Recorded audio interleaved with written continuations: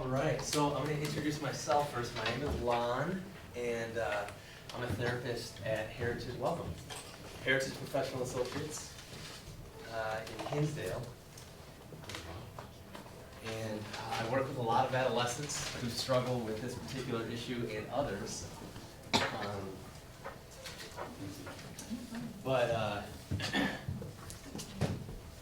This is my first presentation at Parent U. Chris Mazzarella, you might have listened to him before. He's come over from Heritage, and he set me up with this opportunity to talk to you guys this morning. So I'm excited to talk about a subject that I think we all deal with on some level. So first question is, I'll just start us off. If you want to click to the next slide. I'm gonna put it on you first, okay? So you don't have to answer this out loud. I mean, any brave volunteers can feel free. But what is the one thing that comes to mind that you would say, I admit, I'm procrastinating with? Everything. Everything, okay. All right, this will be good for you. This will be good for you. Me and you both. Yeah. Career change. Career change. Big one. Big one. Anybody else? Cleaning closets. Cleaning closets. Yeah. See, I clean as part of my procrastination in preventing to do something else. Anybody else do that? Anybody clean just to avoid doing something else? We're going to be friends. All right, anybody else? Any brave volunteers? All right, the next slide. So, a little preview of what we're going to talk about. We're going to define what is procrastination really? How do we define it? And then what is my son or daughter, or why does my son or daughter procrastinate so much, really? And how can I help? How can I help them stop or get their homework done? And when to consider counseling or neuropsychological evaluation? And what do I need to stop doing as a parent? And what do I need to start doing? As well as some tips, tricks, and techniques. All right, next slide. So we're going to define it in the really smart, since it makes me look very smart, in the Latin origin. Pro, meaning forward, procrastinus, meaning tomorrow. The Oxford definition means to defer action, especially without good reason. And Steele's definition, and Steele is an author who is kind of an expert in the subject of procrastination. He defines it this way. Procrastinate is to voluntarily delay an intended course of action despite expecting to be worse off in the way. So that's really important because it's interesting. You know, we all have tasks that we want to do, or we all have tasks that we don't want to do. And if we don't want to do them, and we don't intend to do them, and then we don't do them, we're not procrastinating. We're only procrastinating when we have a desire to do something, you know, and then our will, our volition, or whatever, and talk about all those reasons, we just don't do it. We don't do it at the allotted time. I'm going to do such and such at 10 o'clock tomorrow, or 2 o'clock. From 2 to 4, I'm going to do this, and then we delay. That's really what procrastination is. All right, next slide. Is it a real problem? Yes, it is. So this is more from the adult perspective, but financial stress, loss, taxes, retirement. So it's estimated that about $400 million is lost in hasty tax errors. So when you do your taxes too late, and then you're trying to get them done really fast, and then you don't get the return that you could have received, or you pay too much in taxes. And then retirement, it's probably a priceless amount of money that people have lost by putting off retirement. Health issues, I put that in bold just because it's really serious. So think about, maybe you see a mole and you're like, I got to get that checked. I need to eventually get that checked. Men are sort of culturally famous for, putting off that doctor's exam, which can lead to, obviously, more severe health issues. Interpersonal conflict, putting responsibilities on others, shirking responsibility, putting things off, causing interpersonal conflict and stress. Negative self-image, low self-confidence, which really can hit your students when it comes to procrastination. Next slide. All right, academic procrastination. This is just an important stat for, I'm talking about elementary students today, but this is where it could lead. In college, 80 to 95% of college students engage in procrastination, approximately 75% considering themselves procrastinators, and almost 50% procrastinate consistently and problematically. So it's a big number, you know, very, very typical in college. All right, next slide. Why do people procrastinate? The big why question. What is your best guess? Habit. Habit. It's a habit to be broken. Absolutely. Absolutely, it's a habit. It's a big part of it. Other distractions. Yes, distractibility, we'll talk about that. I think a lot of people procrastinate because they like to be down to the wire. They like maybe that high, if you will, Yes. Yeah. of getting it done in a shorter period of time and. Yep. The rush, the adrenaline rush that comes from being under pressure and then getting it done. Sometimes you call that being your own hero, you know? Setting yourself up to in crisis mode and then saving yourself. Another angle might be just a fear, maybe, of, Yeah. you know, once you get into the task, of Yeah. not being able to finish it. Totally. your Fear satisfaction. in a lot of different ways, which we'll talk about, absolutely. Anybody else? Yeah. Yeah, great answers, all right answers, by the way. Next slide. So these are kind of the technical names for why the experts think we procrastinate. Self-regulatory failure, kind of a big word, but it just basically means self-control. And self-regulatory failure, or our ability to self-regulate, is actually inherent in our human condition. So in other words, we have the ability, like, let me give a really simple example. A lion who is hungry that sees meat does not have the ability to self-regulate, right? It's going to eat that meat.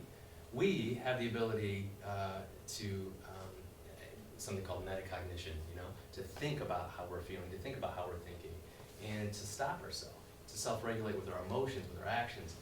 We have the ability to restrain ourselves, which is inherent in the human condition. But procrastination, those, for whatever reason, which we'll talk about, for a lot of reasons, there's self-regulatory failure. We fail in our ability to self-regulate. Timing of rewards and punishments, that basically is an economic view of procrastination. So it's the idea that you'll procrastinate on something until the reward or the punishment becomes strong enough or it gets close enough. So the deadline, right? The famous deadline. As the deadline approaches, your chances of doing that particular task is going to go up. And the reward or the value of the inherent task, so how valuable is this task to me? And what is my punishment going to be? What is my reward going to be for doing this task? That's a big part of it as well. Task aversiveness, this is a huge one, right? This basically means how boring, uninteresting, or difficult is the task. And a big thing here is perception. You know, so how do we perceive the task? You know, how boring do we perceive the task to be? How boring do we interpret or perceive the particular challenge? How challenging is it? How difficult is it? So that is very subjective. All right, it depends on the individual and how they view the task. Next slide. All right, so this is just a quick debate. The researchers, again, just kind of explain the science behind it, but the researchers are kind of divided. A lot of people, I talked about the rewards, punishments, the economic view, the value of the task. That's the economically, temporally driven. So it has to do with time and the value of the task. And then it's, a lot of people think, a lot of experts think it's an emotionally driven thing. So it's the fear or the anxiety, or maybe it's depression, or maybe it's a different emotional issue that causes the procrastination. Next slide. Individual differences. This is where it gets really interesting, and this is very, very important for your students. So it could be a lot of different reasons. I mean, just looking at this list, irrational beliefs is a big one. We'll talk about that later. Self-efficacy, self-esteem. You know, how confident are they to be able to take on a task? Depression. I mean, are they depressed? You know, depression will deplete our energy. It'll deplete our so somebody that's depressed, even a pleasurable task, you know, they might not get as derive as much pleasure from it because of the depression. Or they don't have the energy to even get started because the depression is so heavy. Self-handicapping is one of those things where you're kind of trying to save yourself, but you're actually backfiring. So you're trying to be your own hero, but really what you're doing, and research shows this, if you wait till the last minute, you don't perform better, despite a lot of people thinking that you do. You just often only wait until you do it too late, which is the only time that you actually do it in some cases. Agreeableness, rebelliousness. I want to mention this just for a minute because this is important. There's a lot of individual differences with students and why they procrastinate. This is a big one. So there are students that in their personality, it's a spectrum. So some are more agreeable. You know, they'll just agree with whatever. They're very maybe passive, or their parents say something and they just kind of go along with it. And then there are students that are a little bit more rebellious. And I don't mean this in a really negative connotation, like necessarily always having a bad attitude or trying to fight back with authority and very oppositional.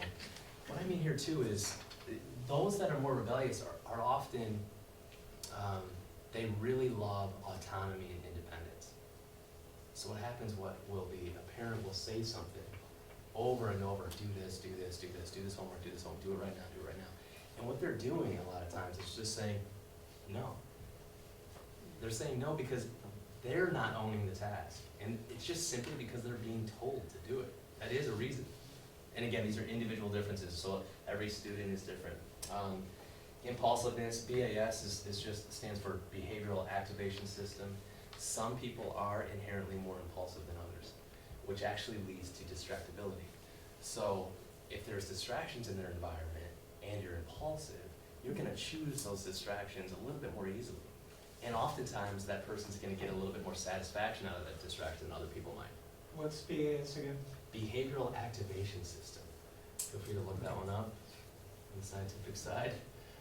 Present time orientation. Some people are more oriented to the present.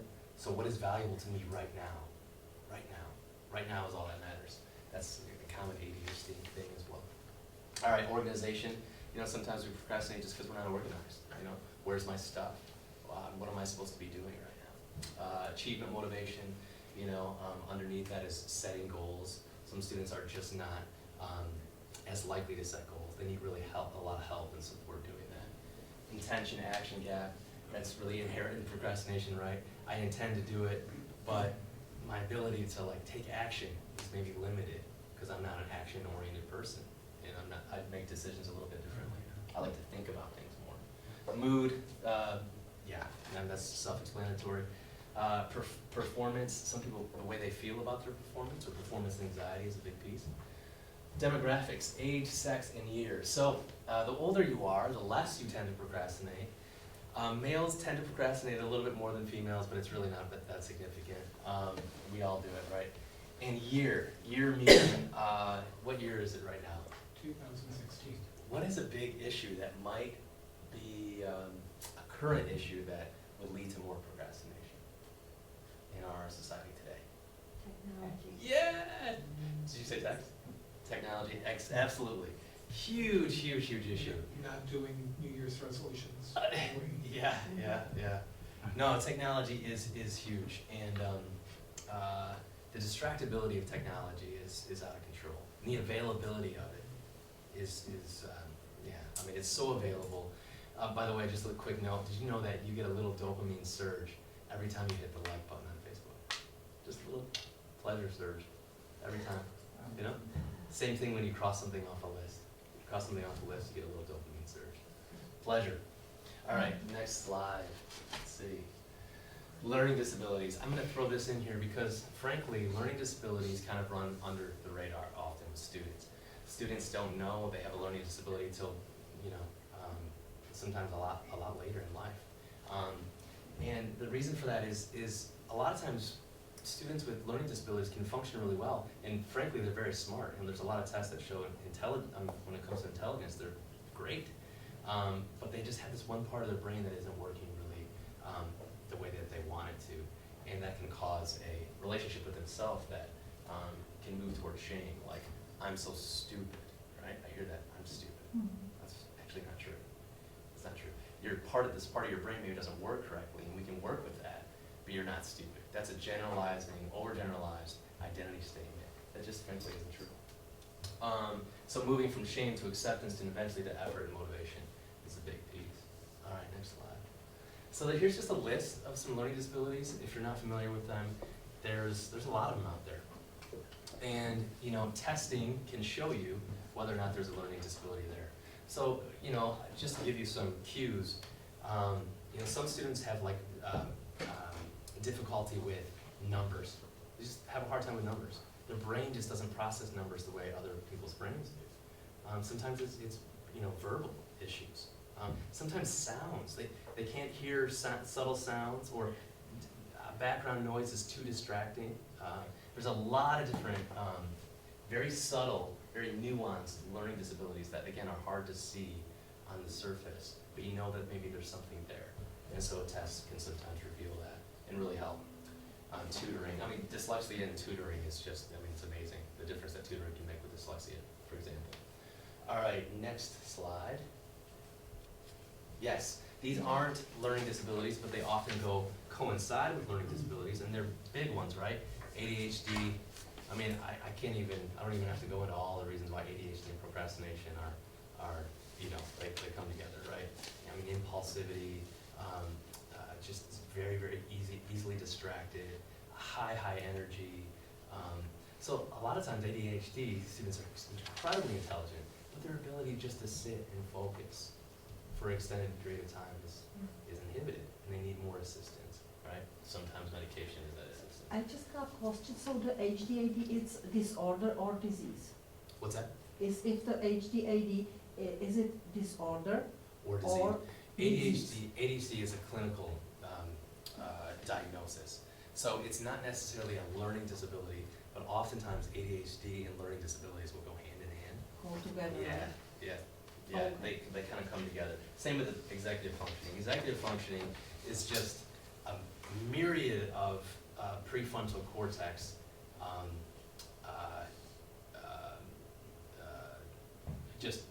different prefrontal cortex abilities, basically the ability to logically reason, to take initiation, to take that first step, to really think things through, think long term. There's a lot of, and I'll get to the study here in a minute, but for obvious reasons, executive functioning and procrastination. Is executive function, is that what they say, the prefrontal cortex Yeah. isn't, in a kid isn't developed until 25 or something? It's the last part of the brain to Yeah. develop. Okay. Yeah, prefrontal cortex doesn't develop until, but right now they think young 20s. So it's the last part of your brain to develop. Quick note on that, marijuana and prefrontal cortex, there's been a big study that showed that marijuana inhibits the development of the prefrontal cortex. So a lot of times students under 18 will kind of say, oh, marijuana's not a big deal, I can smoke, I mean, it's way better than drinking, all that. I'll say, well, actually, it really does affect your brain. It really can keep your brain from functioning the way it should and developing the way it should and being delayed in its development. So it's a big deal there. But memory, 3 different types of memory: working memory, long-term memory, and short-term memory. Very important for learning, obviously, and people have different memory issues. Okay, next slide. I just want to point this out. Here's the list of executive functioning abilities, characteristics. So impulsivity, self-monitoring, planning and organization, activity shifting, task initiation, task monitoring, emotional control, working memory, and general orderliness. So believe it or not, there's only been one study that has linked executive functioning and procrastination together. And and maybe you've read it already, but the people that did the study were like, oh, yeah, we should have a few that are, have some associations with significance. All nine of them are associated with procrastination. So executive functioning and procrastination kind of a big deal. And some of our brains have executive functioning limits. And again, tests can reveal that. All right, next slide. CogMed, this is something that we have at Heritage, and this is specifically for working memory. It just really helps with students that have working memory issues. And it's a training program, it's computer-based. It really meets the child where the child is at, and it helps them go a little bit farther. The level of difficulty is just enough to provide growth and stretching. And so I just put that on there, and you've got Kim's information. If working memory is potentially an issue with your student, or you perceive it to be, it's definitely worth looking into. All right, next slide. All right, so why does my son or daughter procrastinate? As we've gone over the individual differences, is it because he or she wants to fail or be less successful in life? Maybe. And I say maybe because, there are students who subconsciously are afraid of success. Why might somebody be afraid of success? The attention that comes with it. The attention that comes with it, absolutely, that comes with, yeah. Just I'll because wait for that. if they succeed, maybe they feel like it still won't be good enough. Yeah, that's a big thing. There's a two-sided coin with fear of success. First of all, I'm afraid of success because I feel like that I'll be a fraud if I'm successful. So that's part of that. And then the other side of it is there something else? Yeah, greater demand. Responsibility, demand. All of a sudden, I've got all this. And my parents keep telling me I'm really smart. Well, I don't really want to be smart, right? Because being smart means pressure. So I mean, there is some basis for fear of success for there. But intentionally, a student is not likely saying, "I don't want to be successful." Every student on some level wants to be successful, even underneath. But is she discouraged or depressed? I mean, that's a big issue. That's going to deplete energy again. It's going to make a task that normally is just fairly aversive to like really aversive, really challenging, or really boring, or really uninteresting. Is he anxious or overwhelmed? That's going to diminish their ability to self-regulate again. Is she distracted by an interpersonal issue? You got to ask these things. There's a lot of individual differences. Is it something else? It's usually more than just laziness. We don't want to simplify the procrastination issue. It's not just because my child doesn't want to, usually. Sometimes it's I don't feel like it, which is a kind of simplified answer, and that really is true a lot of times, but really, why doesn't the student feel like it? What's going on? What's underneath why they don't feel like it? So I'm going to ask you guys to just give you a moment, and I'm going to take a breath here. Next slide. Take a minute to ask yourself, or discuss the potential big why question for your student. Maybe take a minute to write down a couple ideas, or if you hear something, feel free to whisper it to them or whatever. And I'll just take 2 seconds to grab a drink.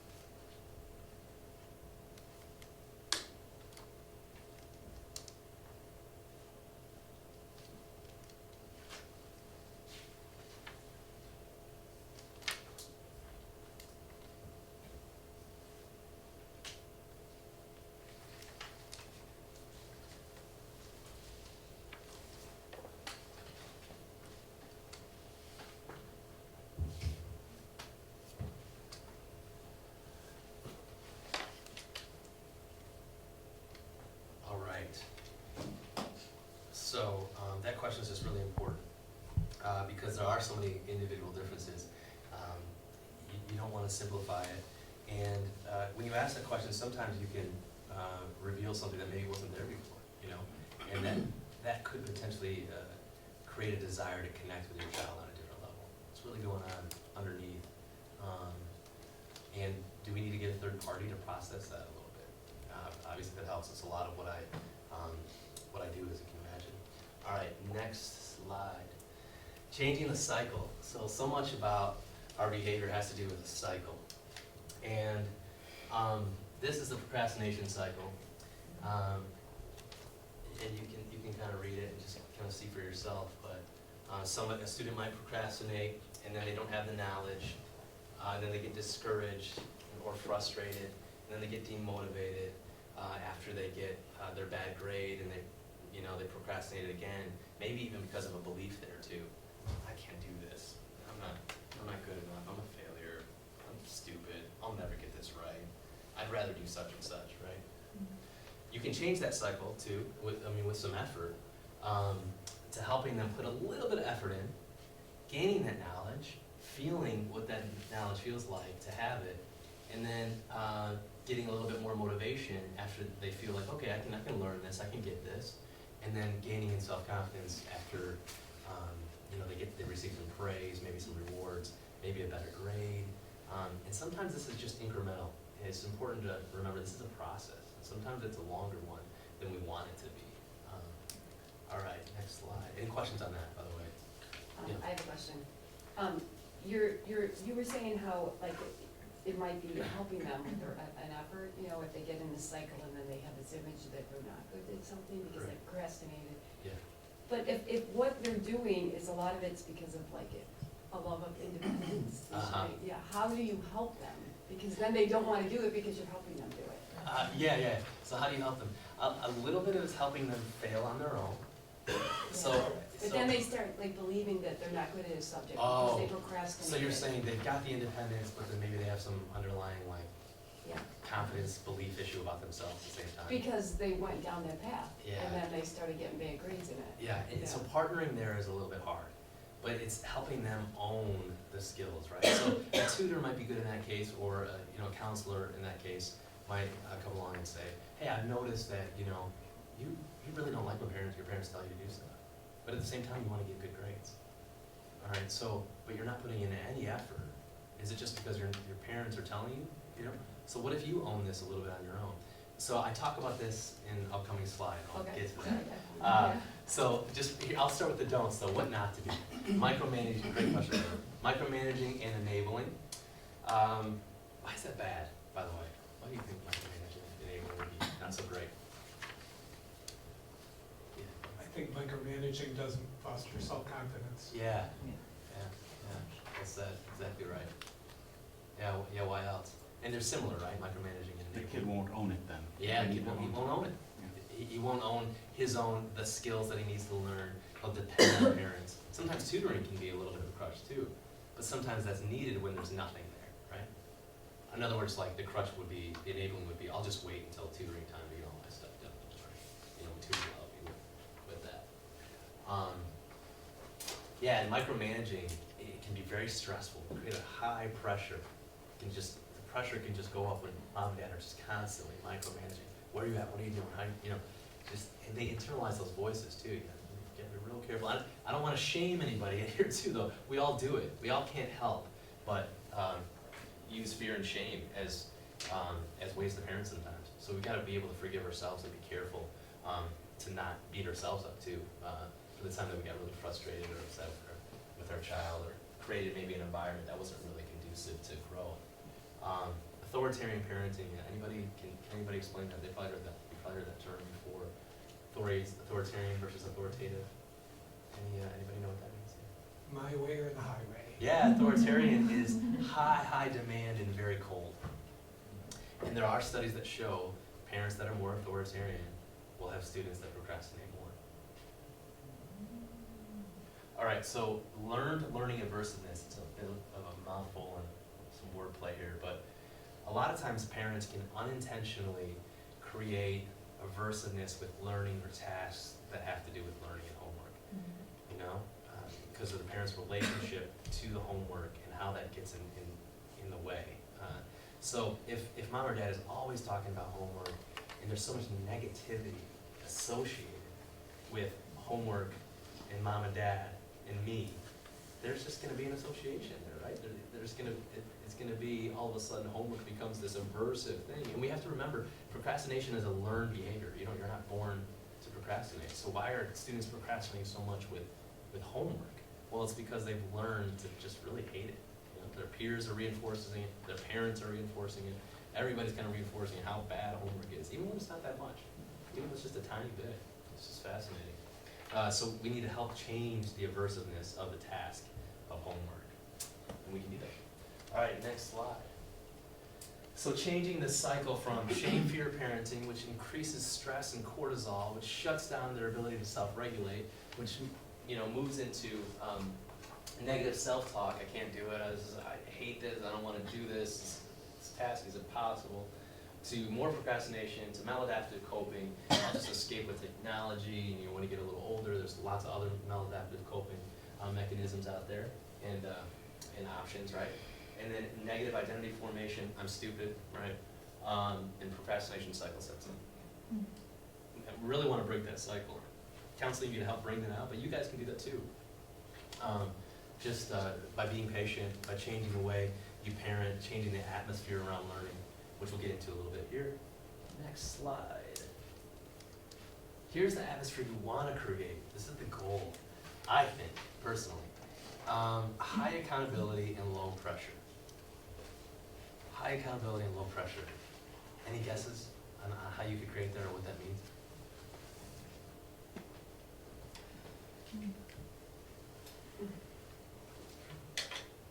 I think that's laissez-faire, you know, the low pressure, but A little bit more, yeah.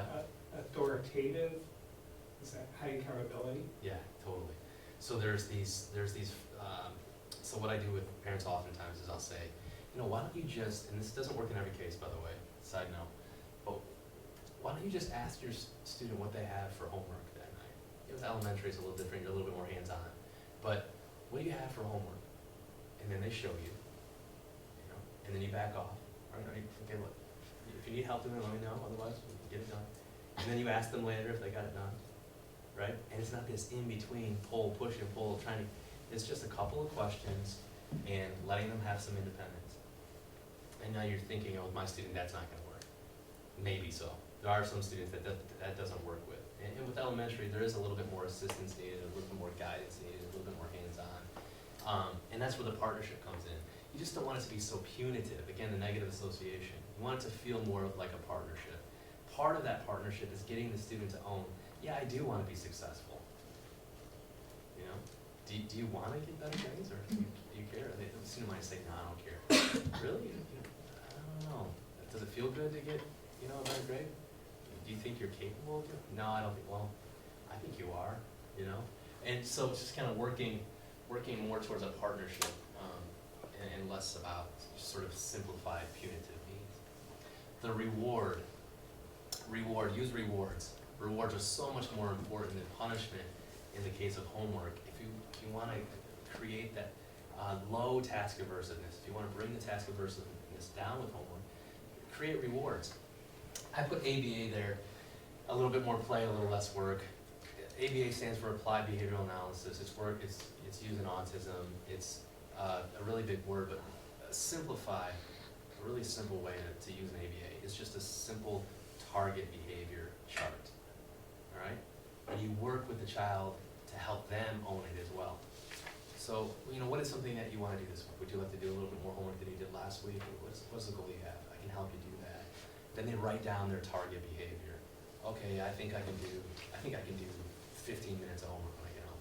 Sometimes these just start really low.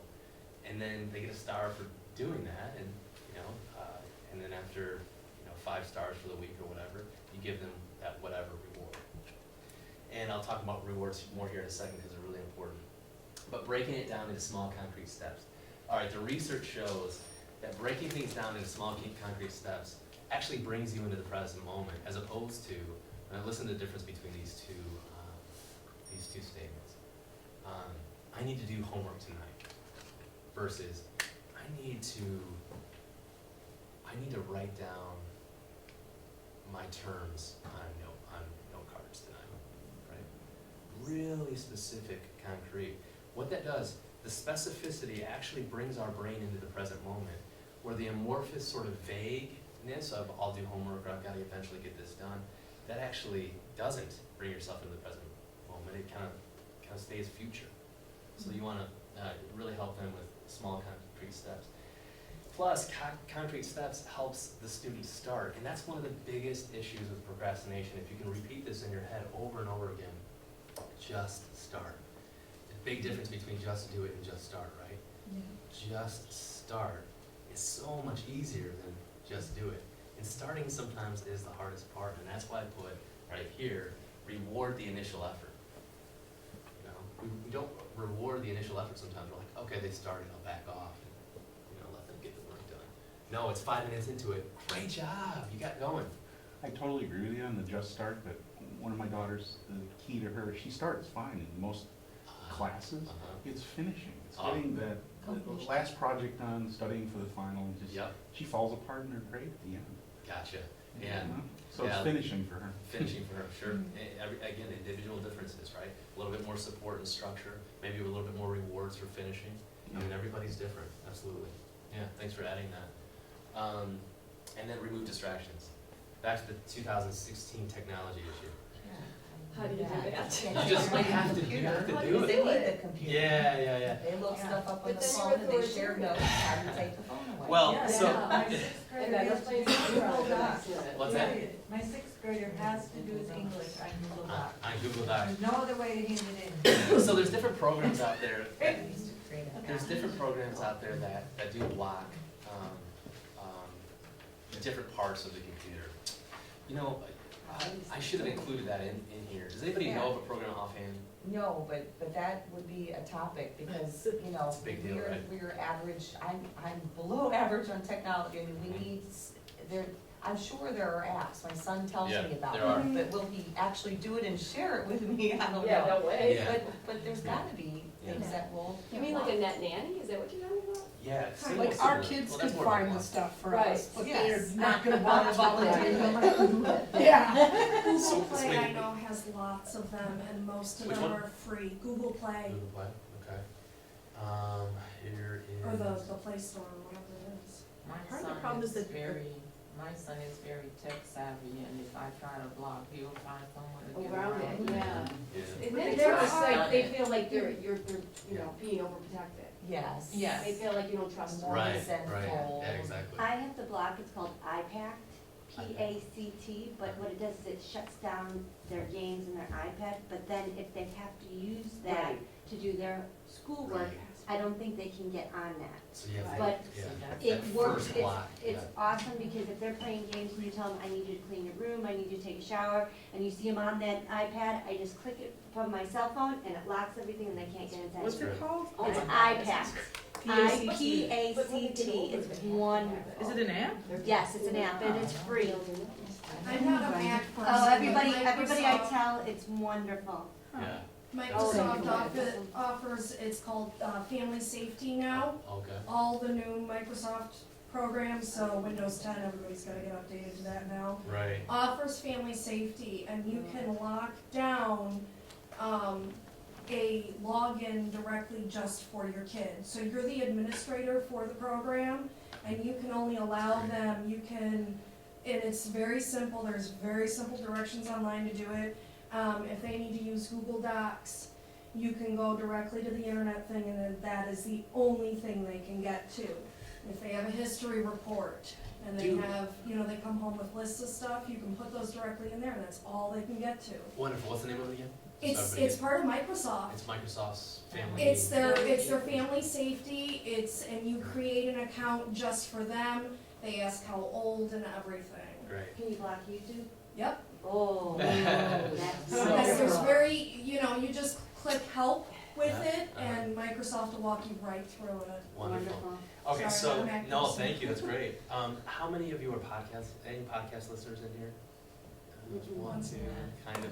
Okay, there's a podcast that I highly recommend. It's called I Procrastinate Podcast. And it's by one of the procrastination experts. I have his book in here at the end. But he has, I just listened to it, I'm looking for it. He has one on computers and procrastination, and he lists kind of a new filter in there. That's really great. It requires a password and blocks different things and customizable a little bit. So, but anyway, that's where I was just looking at. What's the name of the podcaster? It's, the name of the person is, I forget his name here. He's on one of your books in the back. Timothy Pychle. P-Y-C-H-A. P-Y-C-H-L. All right.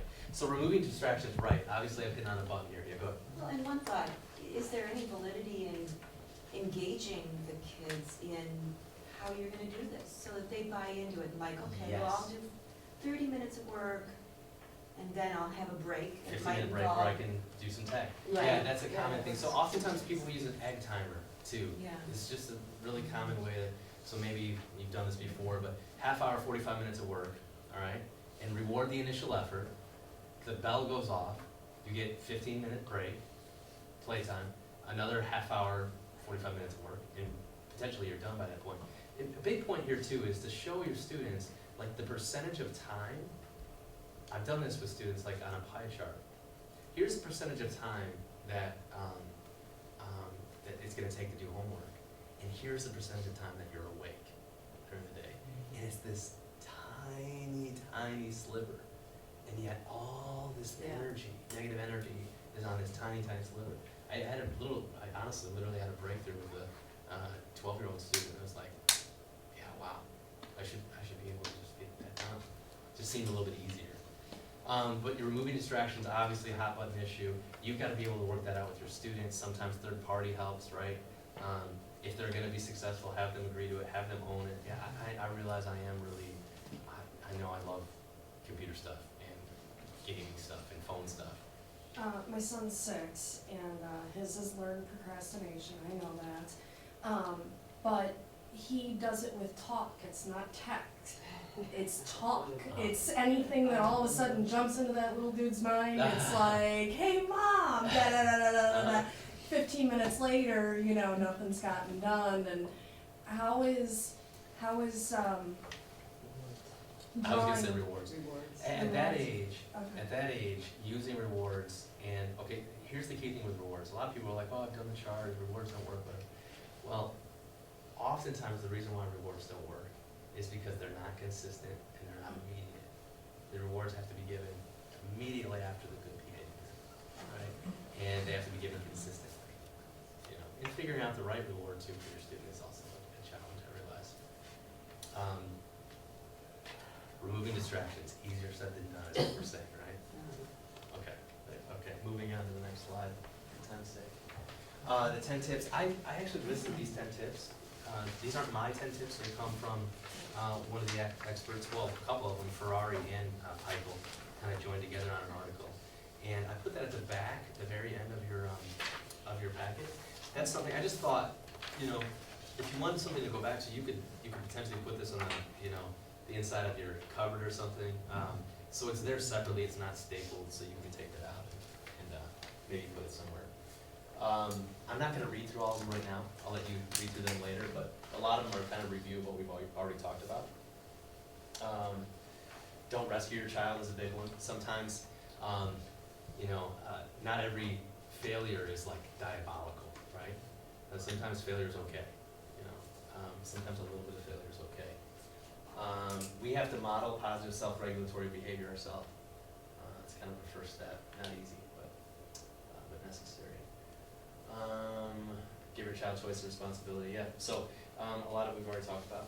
Any questions on this or anything else? I don't want to miss Is there anything. an age that you, when you said, you know, give them some direction, but then let them do it on their own and let them succeed or fail, is there an age where that actually kicks in? Yeah, I mean, they mentioned here 12. I mean, 12 is a little bit of like, okay, I can start backing off a little bit. What I say with parents a lot of times is, kids develop so fast, and parents have stopped developing, right? In terms of stages of development. So parents often think, like, they stay the same in terms of how they treat their kids, and their kids are like, I'm changing. And so a lot of times it's being able to recognize, you know, when that independence is going to be, and it's different with every child, but when is that independence going to be really helpful and help them grow and do it progressively. Next slide. This is a big one, okay? So this is more for as they grow up and grow into these beliefs, right? But you can catch them early, at an elementary age. You can catch this. Quote from a famous Stoic philosopher: "Men are disturbed not by events, but by the views which they take of them." This is huge. So there's a famous therapist, former psychologist.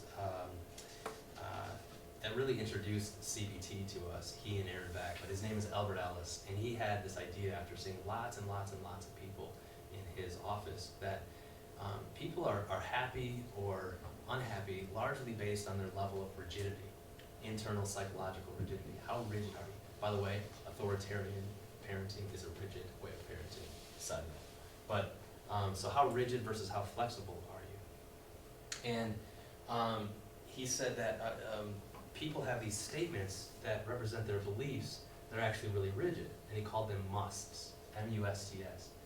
And he said there's basically 3 musts that I see over and over and over again.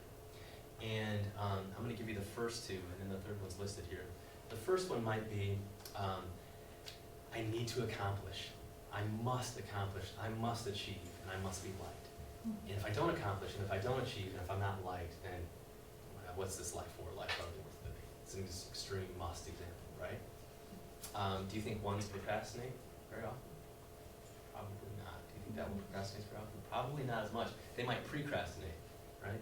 It's actually a thing where they do everything as much as they can, oftentimes too early, and make mistakes that come from doing things too fast, just for that sense of accomplishment and achievement.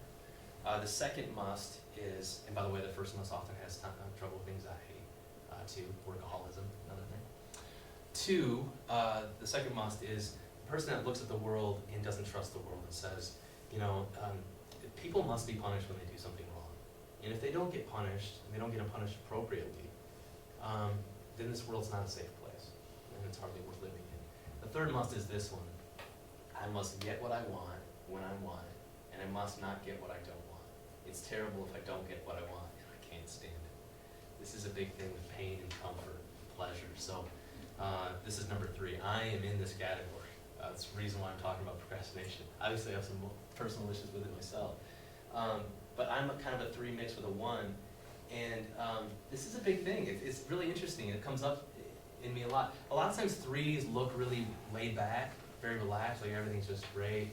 But the minute that something goes a little wrong, something's a little uncomfortable, or brings a little bit of pain, it's like, no, I can't have that.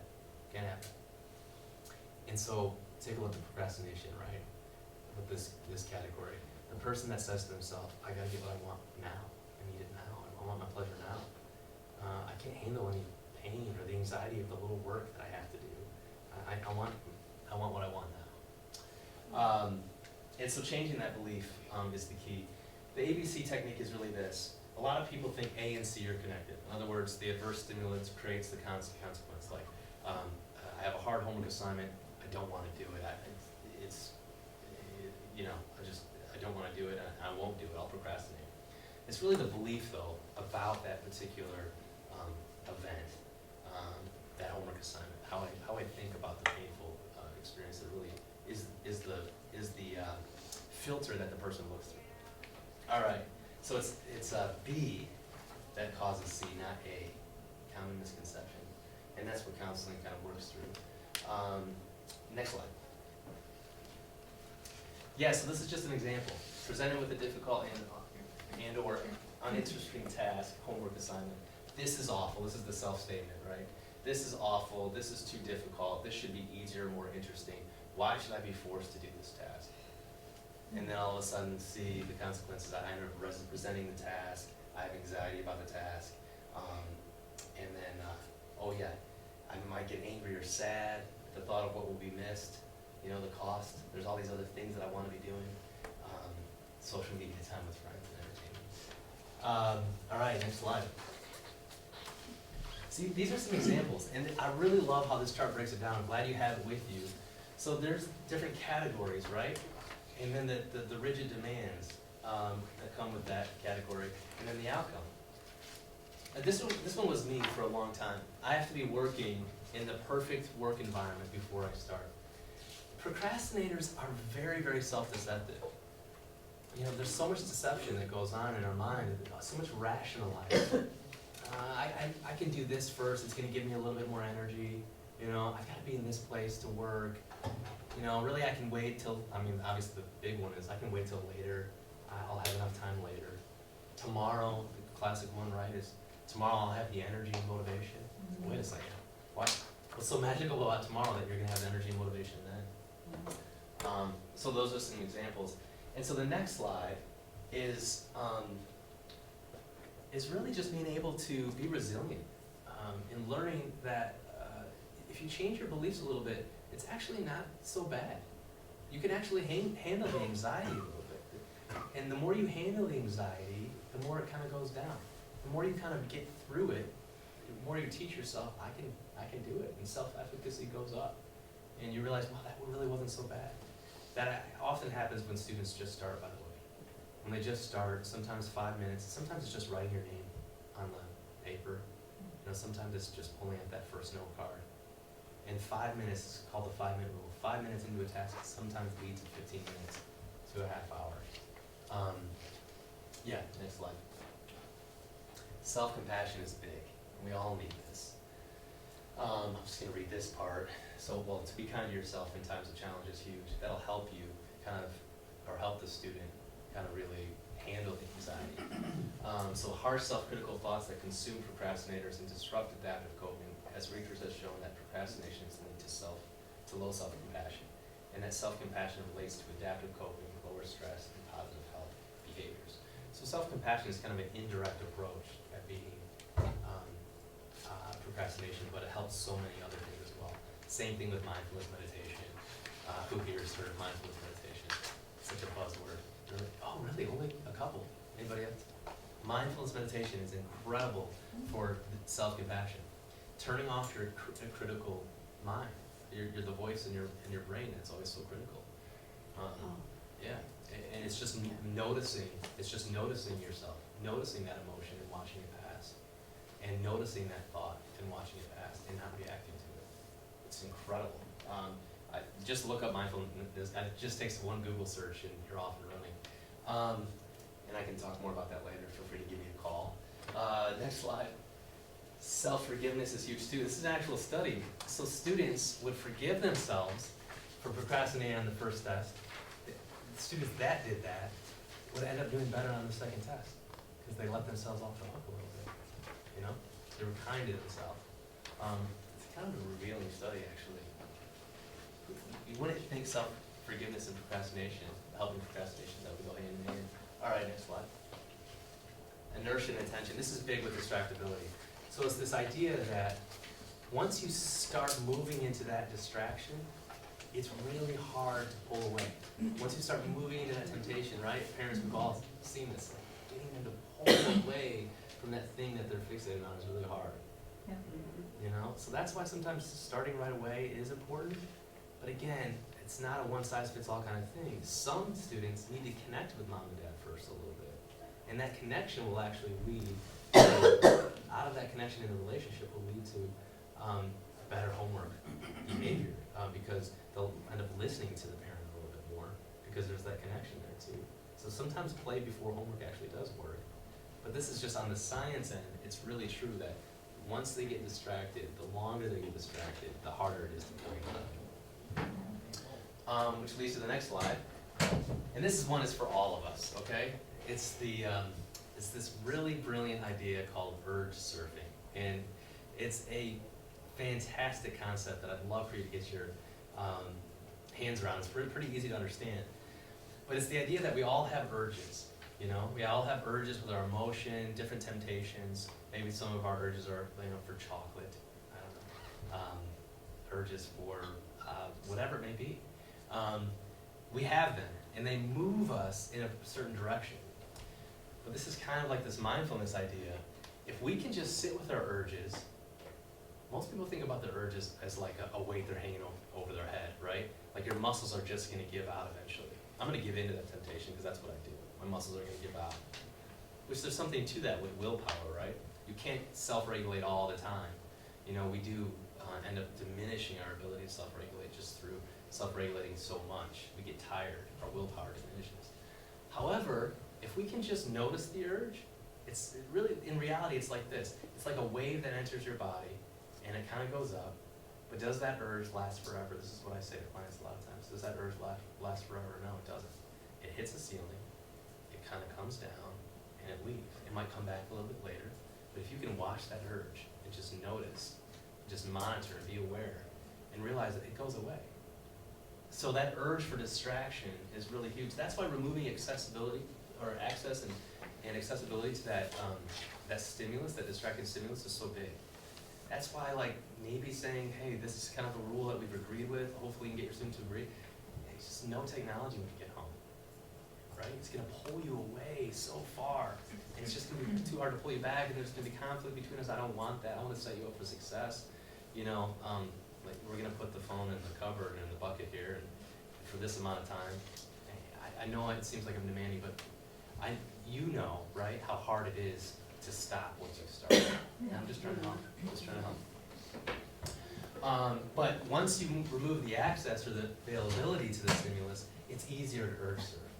What I like to say is, it's not very, if you're a beginning urge surfer, you don't start in the middle of a giant storm in Hawaii with the pro surfers, right? You start in some smaller waves, right? And less frequent waves. Okay. Yeah, the whole idea is ride the urge out gently to the shore. All right.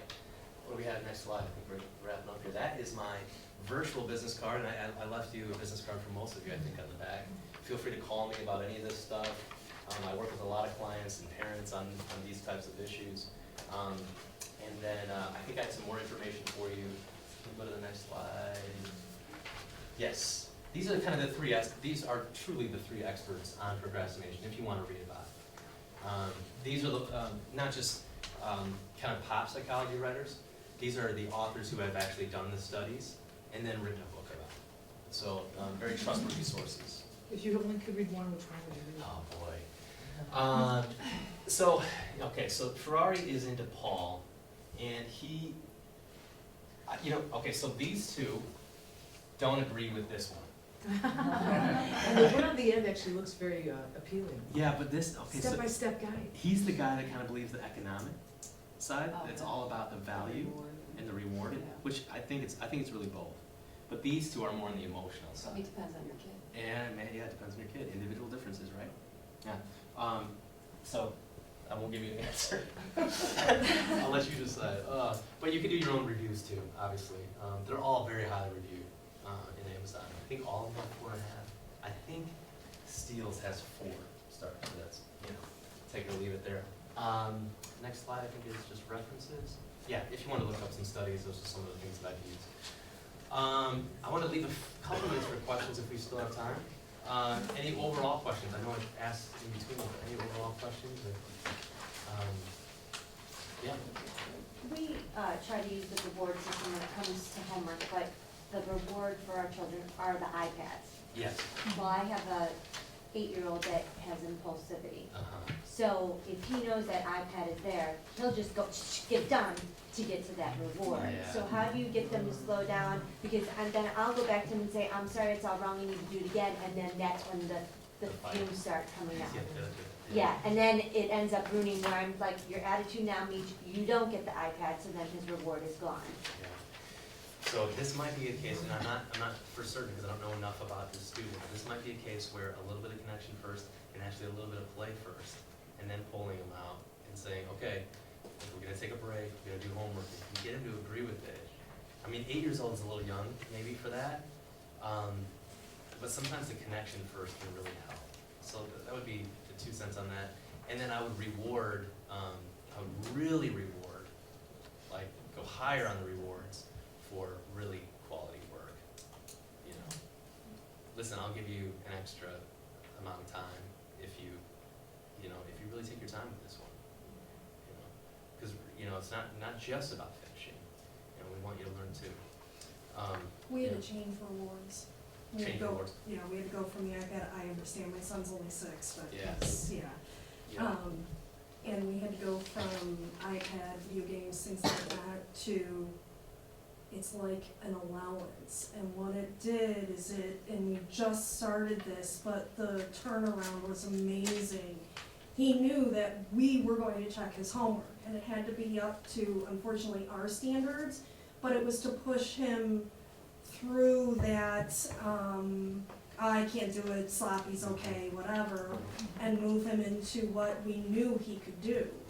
And it did, it was that extra push, and it created him to do the amazing, and so it made us more flexible with giving him video games and things like that, Good job. because he was reaching his own goal and then proud of himself for it. Yeah, that's So- fantastic. What was the change again? You We went from the video games, iPads and stuff, to Yeah. like an allowance, money, Oh, money, okay. to money.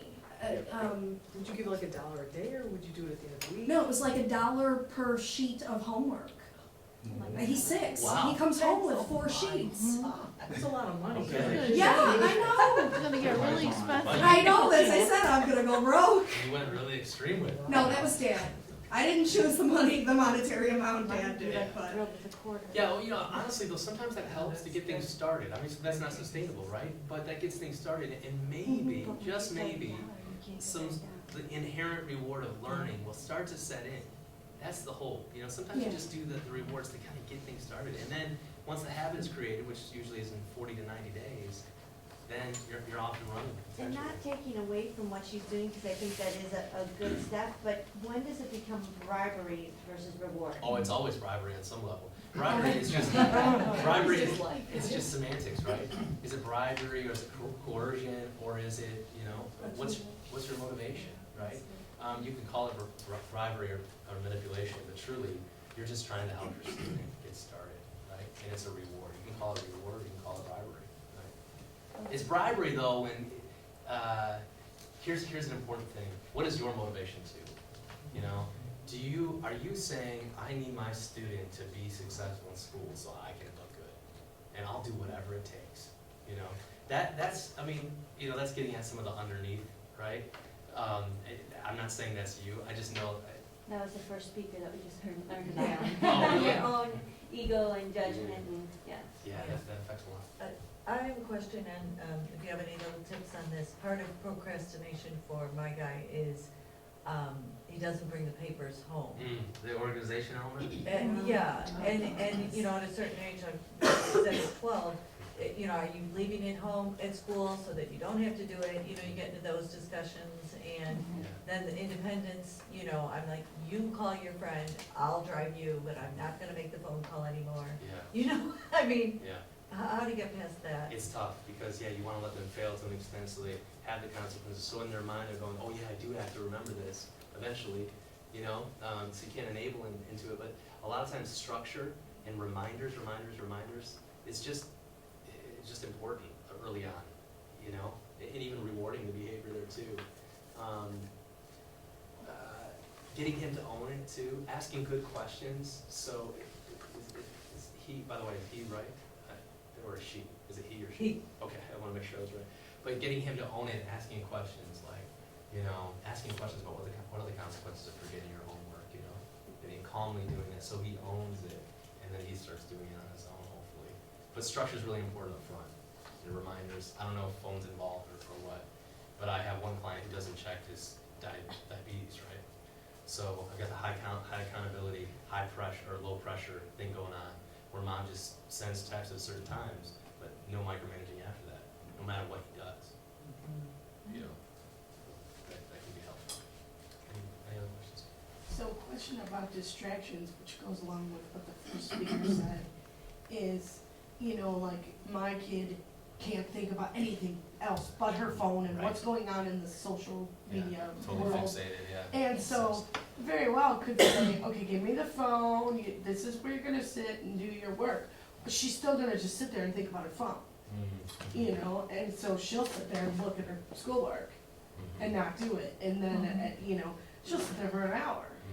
And then I just get angry and I'm like, Right. well, then the That phone's cycle, mine right, for the next right, week and you don't get the phone at all and nothing gets done for a week. So I don't want you to think that authoritarian parent doesn't mean no punishment. Authoritative parent doesn't mean no punishment, I should say. Authoritative is the healthier side. Authoritative parents are still firm in their boundaries and sometimes have to go to higher consequences. And I'm sorry, it's just in how you message it, how you work. The big difference between authoritarian and authoritative is the authoritative parent is just a little bit more flexible to the demands and needs of the particular student. So it takes a little bit more of an intellectual strength sometimes, or just a little bit more work on your part to say, what is the individual difference that's going on? With this particular student, my thought is, why is there such an obsession and fixation there? You know, what are some of the reasons behind that? What needs aren't getting met? That maybe, you know, you could look at potentially, yeah. But I want to validate too how challenging that must be. It does not tell me. Yep. My son has a problem every morning getting ready to go.